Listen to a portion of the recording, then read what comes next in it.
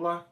Neste vídeo nós vamos estudar a teoria da asserção para terminarmos de desjuridicar esse assunto das condições da ação.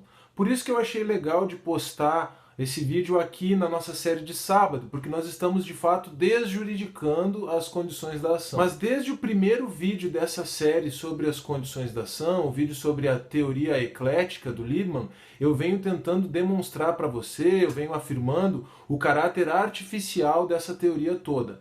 E eu acho que no último vídeo, no vídeo sobre o interesse de agir, deu para entender bem por que esse negócio é artificial. Mas assim, se você quiser entender mesmo a artificialidade dessa construção teórica e das condições da ação, o melhor mesmo é você ver os 3 vídeos anteriores na sequência, e eles estão todos aqui na descrição.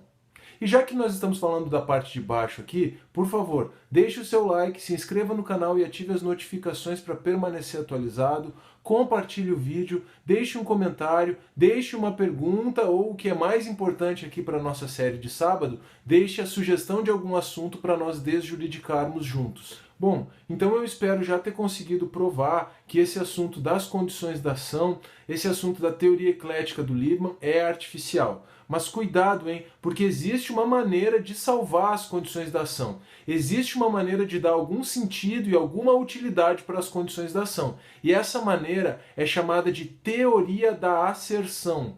Mas o que é que significa isso?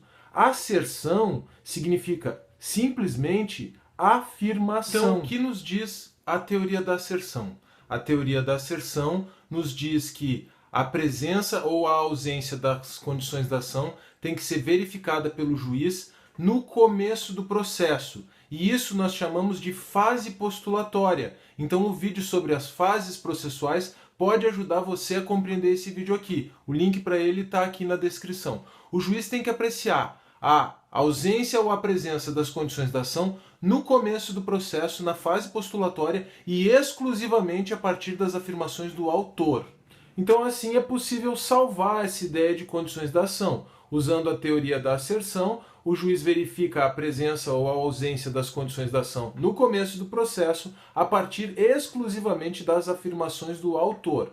Agora, se nós estivermos falando de um fato controvertido, ou seja, o autor diz uma coisa e o réu diz outra, isso é fato controvertido. E um fato que depende de prova, então você vai ter que ingressar na fase instrutória do processo, aí já não faz mais sentido falar em falta de condição da ação e em extinção do processo sem solução de mérito.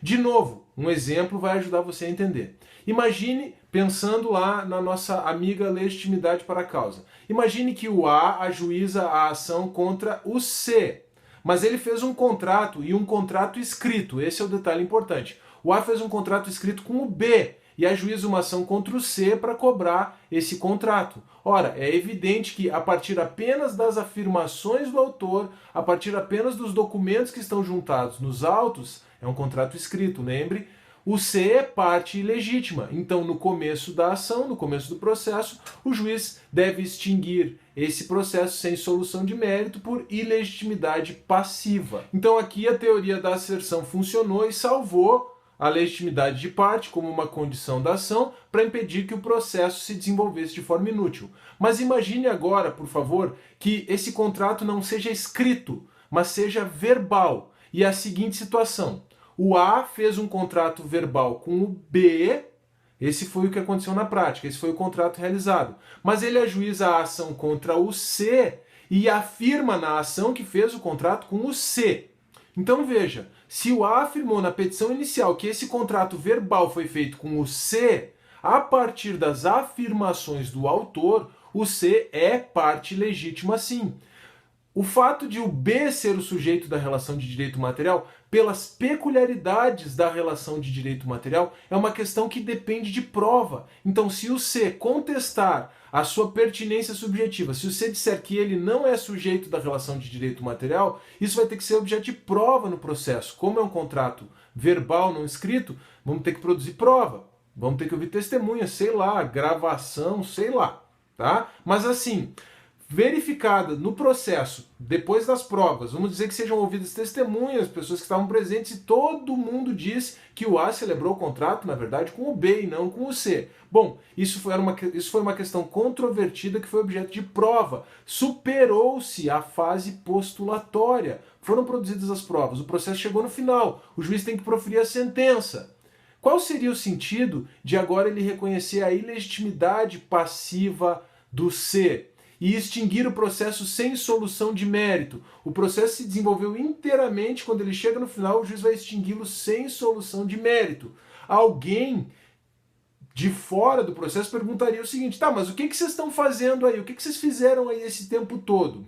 Então, essa extinção do processo sem solução de mérito no final do processo, após a fase postulatória, ela seria um atestado de estupidez de todos os sujeitos participantes do processo. A conclusão dessa história toda, e isso é apenas um desdobramento prático da teoria da asserção, isso não é o que a teoria da asserção diz num primeiro momento, preste atenção por favor. A conclusão dessa história toda é que, se for superada a fase instrutória, então não se deve falar em ausência de condições da ação ou extinção do processo sem solução do mérito. Superada a fase instrutória, o juiz deve julgar improcedente o pedido. Aí ele profere uma sentença de extinção do processo com solução de mérito, julgando improcedente o pedido. E aí é que vem o problema, porque você precisa verificar como é que as coisas acontecem na prática. Como que as coisas acontecem no dia a dia, no cotidiano forense, na prática judicial, na prática dos juízes. Na prática, os juízes, de forma generalizada, esquecem da primeira parte, esquecem do que diz a teoria da asserção a respeito das afirmações do autor no começo do processo e pegam apenas esse desdobramento, e pegam apenas essa conclusão. E aí você vai encontrar, toda vez que alguém alega falta de condição da ação, você vai encontrar um despacho do juiz dizendo assim: segundo a teoria da asserção, o exame das condições da ação se confunde com o mérito da causa. E não é isso que diz a teoria da asserção. A teoria da asserção diz que a falta de condição da ação tem que ser apreciada pelo juiz no começo do processo, a partir das afirmações do autor. Só que exatamente para não fazer aquilo que eles teriam que fazer no começo do processo, é que os juízes lançam esse despacho, proferem esse despacho, colocam lá no processo esse despacho padrão. Na verdade, um modelinho padrão, dizendo que a falta de condições da ação, segundo a teoria da asserção, se confunde com o mérito. E assim eles não fazem o que eles teriam que fazer, segundo a própria teoria da asserção, que é apreciar essa questão no começo do processo. Em resumo, o pessoal distorce a teoria da asserção e, com isso, eles estão dizendo na prática que essa história das condições da ação é uma grande bobagem. Talvez é a única explicação que eu encontro, talvez seja por isso que algumas pessoas têm defendido hoje que, depois do novo Código de Processo Civil, as condições da ação se confundem com os pressupostos processuais. E eu não vou tentar explicar isso para vocês porque eu mesmo não consegui entender o que o pessoal está querendo dizer com isso. E muito prazer, bem-vindo ao Brasil. Existem milhares e milhares de páginas escritas sobre o assunto. Desde 73, quando as condições da ação entraram no Código de Processo Civil anterior, existe uma discussão interminável em torno delas. Eu mesmo, para fazer você entender o assunto, tive que gravar 4 vídeos aqui. E para que a coisa serve na prática? Para nada. E é aí que eu me lembro de 2 frases de Salomão. Quem aumenta conhecimento, aumenta canseira. E não há limite para escrever livros. Bom, mas não desanime, tá? Por favor, porque pelo menos você tem alguém aqui para dizer para você a verdade, dizer como é que as coisas funcionam e ir tentando desjuridicar as coisas para facilitar a sua vida. Se você gostou, por favor, deixe o seu like, se inscreva no canal e ative as notificações, compartilhe o vídeo, deixe um comentário, deixe uma pergunta ou deixe uma sugestão. E até a próxima!